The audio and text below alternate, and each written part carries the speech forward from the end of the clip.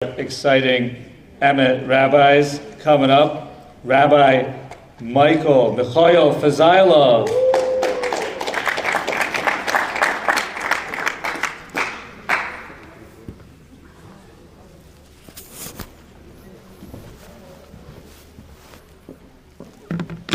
I'll be honest with you, those applause could have been better.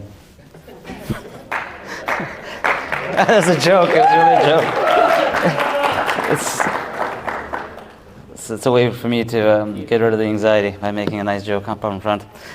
Okay, so actually, I was standing here yesterday by the third meal, and we talked about again what the current hostage crisis, the current issues facing Israel, what happened October 7th, and as I'm trying to figure out what to do about this talk, I realized that there's one place that we keep turning to when we have trouble.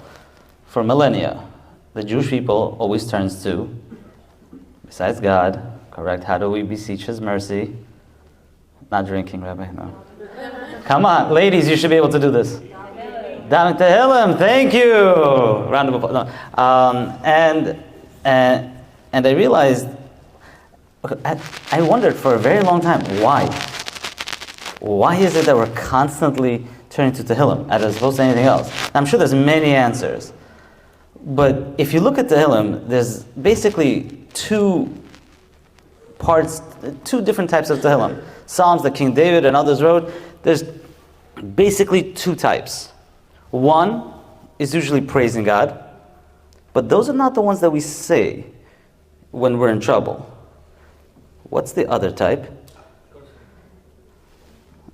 The other type is having trust in God. If you look at almost any parak of Tehillim, any chapter of Tehillim we read, when there's a time of trouble, it will always, I haven't seen anything else, and I'm not exactly too experienced, but it will always have some sort of dialogue of King David or others speaking about trusting in God. Where's my help going to come from? My help is coming from God.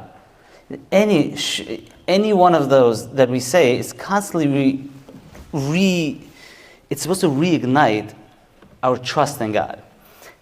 And when we say Tehillim, it really, really, really would help if we looked first at the English. If you don't understand the Hebrew, if you look at the English and you see, what am I about to say? It'll strengthen that Tehillim infinitely. And anytime we're in trouble, what does Hashem want us to do? It's to daven, to pray. And what's the other one? When prayer doesn't work. When prayer doesn't work? Well, it's a very interesting thing that happened. One of the greatest miracles that ever occurred on the earth was... Exactly. Thank you, David. You must be paying attention to Mother. Kriyat Yamsuf, the splitting of the sea. What happened in the splitting of the sea? Well, the sea split. How did the sea split?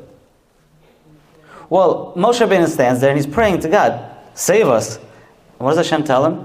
The Midrash says, why are you screaming out to me? Tell the Jewish people to move forward. Meaning, at this point, you're stuck. For some reason, prayer is not going to get you there. What do you need to do? To trust in Hashem, rely on Him, and move forward with that trust, showing that trust, imbuing that trust inside of yourself. Then you have a miracle. And you see this again by Hizkiah Melech, which I personally think is one of the greatest miracles ever that no one's ever heard of. Most people have never heard of. Is Hizkiah Melech. It was a Jewish king. I can't remember how many years after they came into Israel. I'd say approximately, let's say, 600-700 years after they came into the land of Israel. Sancherib, the Assyrian army. The Assyrian army which knocked out every single nation in their way. And they came to Israel, and guess what they did? They took hold of the 10 tribes, sent them away to a place we still don't know, and his next goal was Jerusalem. King Hizkiah, at that point the kingdom of Israel was split into two, and King Hizkiah is now stuck. He has a little Jerusalem, which is surrounded by walls, surrounded by over 1 million soldiers. It was such a pitiful situation that Sanherib, the king, sends a message to Hiski. He says, I'll give you the horses to fight. You just put riders on them. Let's fight. It was so pitiful. He was making fun of him. What does King Hiski do? The Gemara says he doesn't pray. He doesn't go out to fight. He just goes down to sleep in bed. And he says, Hashem, I'm just relying on you. You got this. In the merit of his trust in Hashem, an angel comes down. That night, it was Passover night, the first line of Seder, and wipes out the entire Assyrian army. Assyria will never, ever come up as a world power again. It is over. He was going to become Mashiach at that point, the Gemara says. The Gemara says he didn't praise Hashem afterwards properly. I'm not sure what that means exactly. I'm sure he did more than we'd ever do. And he didn't become Mashiach. But you see clearly the eventual messianic redemption of the Jewish people, and every redemption in our lives, is connected to not as much prayer, but as much as relying and trusting in God. And the question is really, how do we do that? It's hard. Well, here's the homework assignment. Go home, go to a Jewish bookstore, or online, whatever, find something, preferably a Jewish bookstore so you can actually look through it, find something on emunah and bitachon that actually speaks to you. Everyone is very different. Every writer, every lecturer, go online, find something that you listen to and work on it. Daily, 10 minutes a day, it will change your life. I'll tell you a very funny story that happened to me. We always have guests over, students over for Shabbat and Yom Tov. So one time we had a lot of students over for Pesach. It was 2 Pesachs ago, and my son, my 7-year-old, and I forgot how old he was at that point, I guess 10-year-old, were really into playing chess.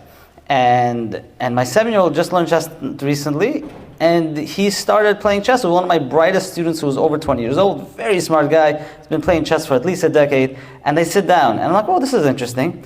And my son decides to use his knight, if anyone knows how to play chess, just move around his knight and try to scare my student.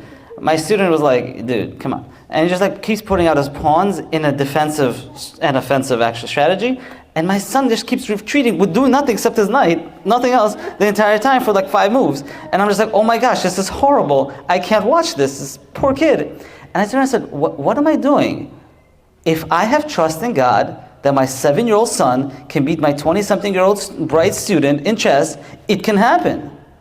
And I walked around for the next 5 minutes saying to myself, Baruch is going to beat so-and-so, Baruch is going to beat so-and-so, Baruch is going to beat so-and-so. And I kept walking around, I kept saying it, and I kept saying it, and I kept saying it. Lo and behold, 20 minutes later, they get up, shake hands. I said, what happened? Oh, the little said, I won. I'm like, I look at my student did you give in? Did you just padalsa, you just gave them? He's like, no, he won. And I couldn't believe, my older son couldn't believe it either. So he's and he taught him how to play. I taught my older son, he taught his brother. He's like, let's play.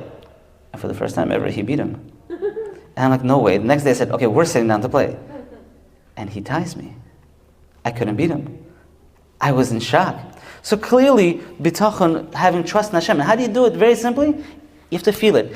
But even if you don't feel it, keep saying it to yourself, keep envisioning it, have a dream of what's going to happen, whether it's in your shalom bayit, whether it's in issues with children, whatever it is, and it will happen. The Leshem, who was Rabbi Eliashiv, who passed away, was the Galador, his grandfather, great-grandfather, who was named after, was the Leshem.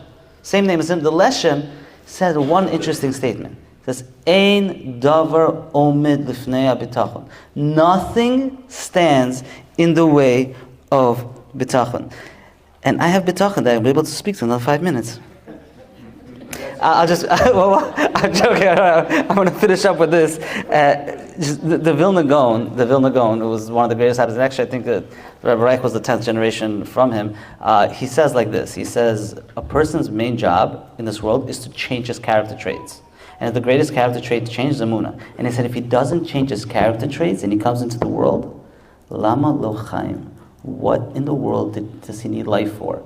So you clearly see one of the biggest and most important things for us to do is to change our characters, whether it's whatever it is, but one of the most important ones that will help you change all of them is Emunah B'tachon. Thank you.